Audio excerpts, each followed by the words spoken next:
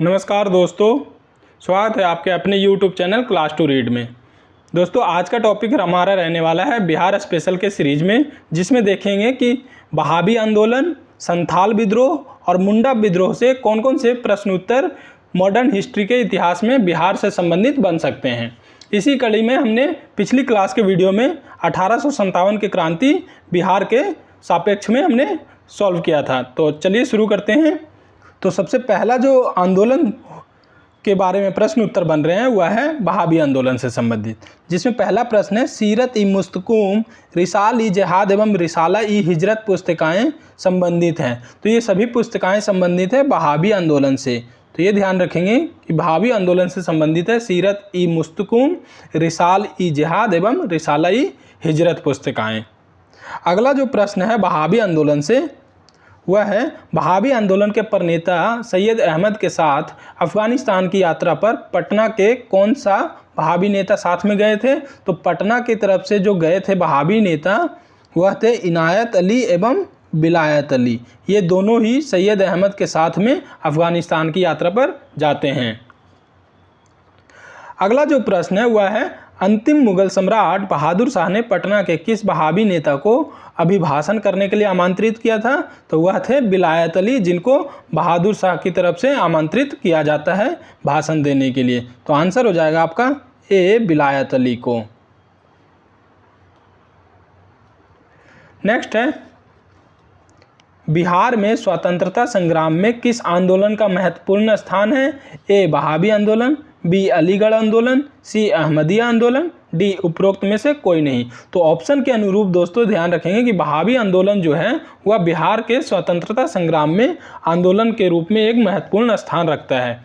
तो आंसर हो जाएगा आपका ए, वहाबी आंदोलन। अगला प्रश्न है वहाबी आंदोलन का आरंभ किया। तो भारत में जो वहाबी आंदोलन का आरंभ करने वाले जो थे वह थे सैयद अहमद शहीद ने। तो आंसर हो जाएगा आपका बी, सैयद अहमद शहीद ने भारत में वहाबी आंदोलन को शुरू किया था। अगला प्रश्न है वहाबी आंदोलन का उद्देश्य था।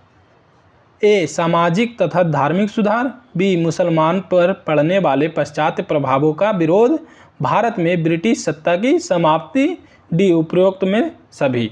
तो वहाबी आंदोलन का जो मुख्य उद्देश्य था जिसको आधार रख करके इस आंदोलन को शुरू किया गया था वह था एक तो सामाजिक सुधार करना,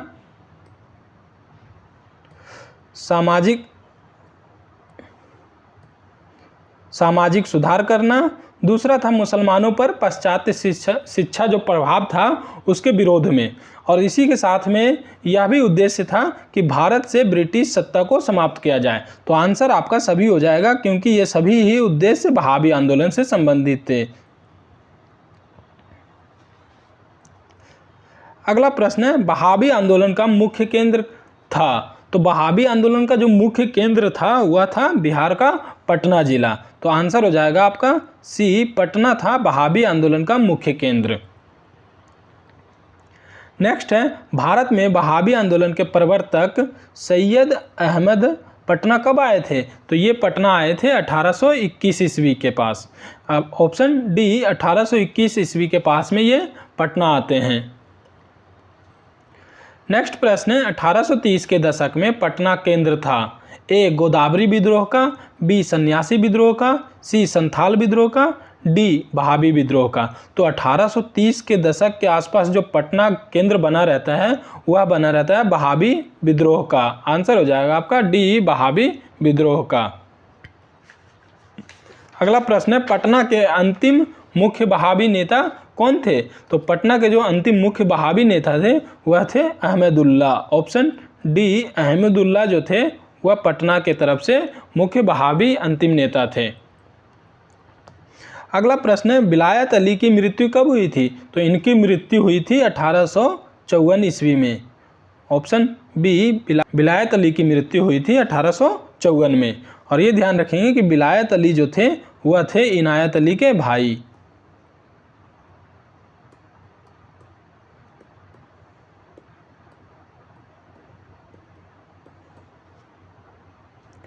नेक्स्ट प्रश्न है 1864 के अंबाला के मुकदमे में पटना के बहाबियों के वकील कौन थे? तो वह थे प्लाइडेन। ऑप्शन बी प्लाइडेन वकील थे बहाबियों के तरफ से।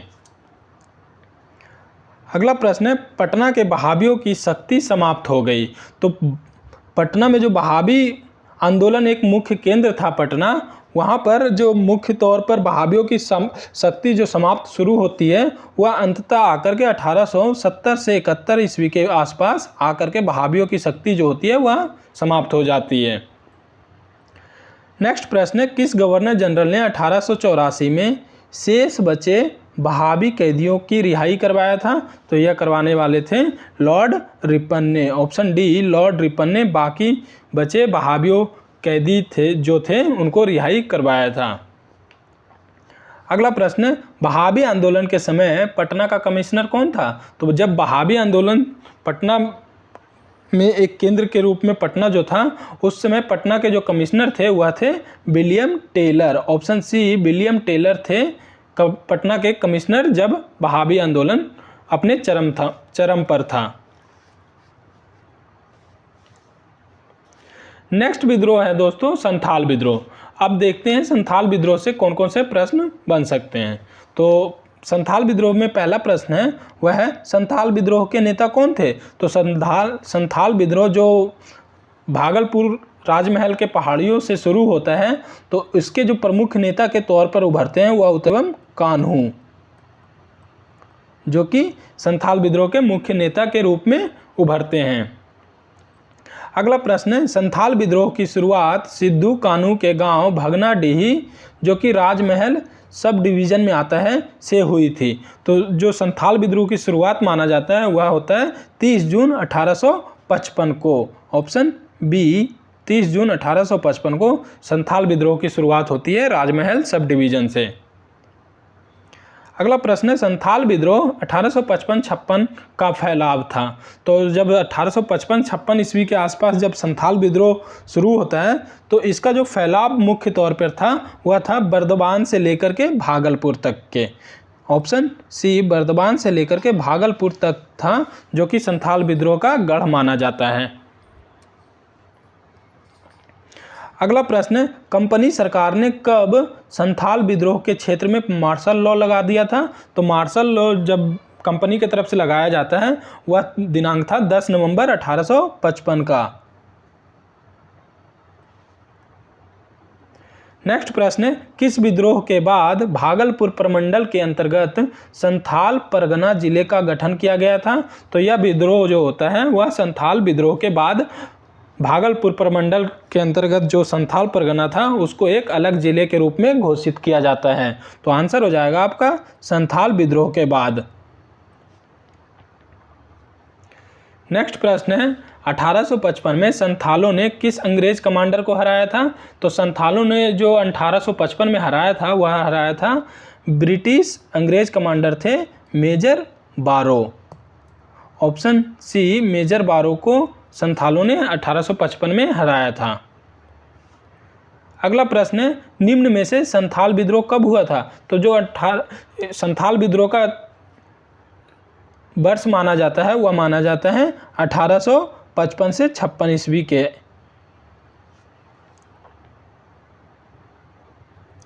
अगला प्रश्न है उस क्षेत्र की पहचान कीजिए जहां संथालों ने 1855 से 56 में अपनी सरकार की घोषणा की थी।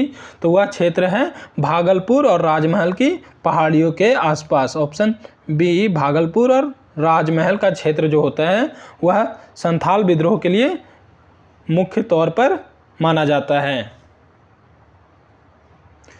अगला विद्रोह है दोस्तों मुंडा विद्रोह।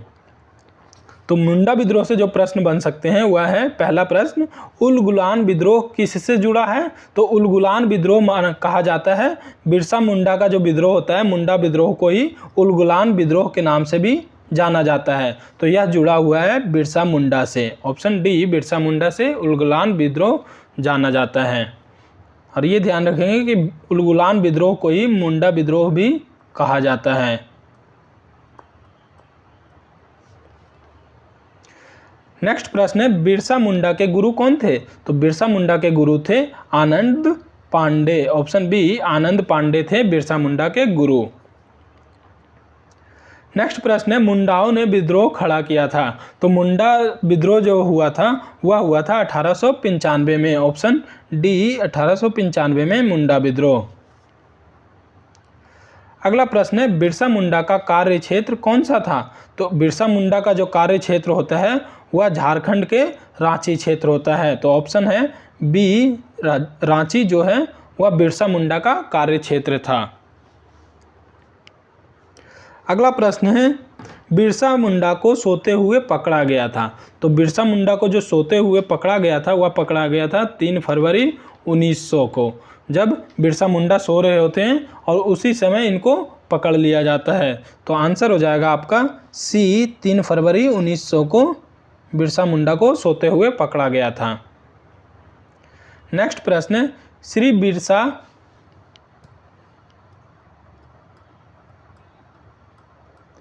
बिरसा कहाँ के रहने वाले थे। तो बिरसा मुंडा जो रहने वाले थे वह थे तमार क्षेत्र से, ऑप्शन ए तमार क्षेत्र से संबंधित थे बिरसा मुंडा। अगला प्रश्न है, किस जनजातीय नेता को उसके अनुयायी उसे भगवान, धरती आबा व विश्व पिता का अवतार और नया पैगंबर मानते थे। तो यह सभी जो मानते थे वह मानते थे बिरसा मुंडा के अनुयायी। तो आंसर है बिरसा मुंडा को उनके अनुयायी धरती आबा, भगवान व विश्व पिता कहकर के बुलाते थे। अगला प्रश्न है, बिरसा मुंडा को 24 अगस्त 1895 को चलकद से किसने गिरफ्तार किया था। तो चलकद से जो गिरफ्तार करते हैं वह थे श्री मीयर्स, ऑप्शन बी श्री मीयर्स ने बिरसा मुंडा को 24 अगस्त 1895 को चलकद से गिरफ्तार करते हैं। नेक्स्ट है, बिरसा मुंडा का लक्ष्य था ए आंतरिक शुद्धि, बी विदेशी राज्य की समाप्ति, सी ब्रिटिश समर्थक जमींदारों से मुक्ति, डी उपरोक्त सभी। तो बिरसा मुंडा का जो लक्ष्य था वह इनमें से सभी लक्ष्य बिरसा मुंडा का था। तो सही आंसर हो जाएगा उपरोक्त सभी। नेक्स्ट है दोस्तों, बिहार में कुछ अन्य आंदोलन और विद्रोह से संबंधित प्रश्न। तो क्वेश्चन है, 1866 से 67 के नील खेतियारों के बिहार में हुए विद्रोह के क्षेत्र की पहचान कीजिए। तो 1866 से 67 के बीच में जो नील खेतियारों की विद्रोह होता है वह बिहार के कौन कौन से क्षेत्र प्रभावित होते हैं। तो उसका सही आंसर हो जाएगा डी चंपारण।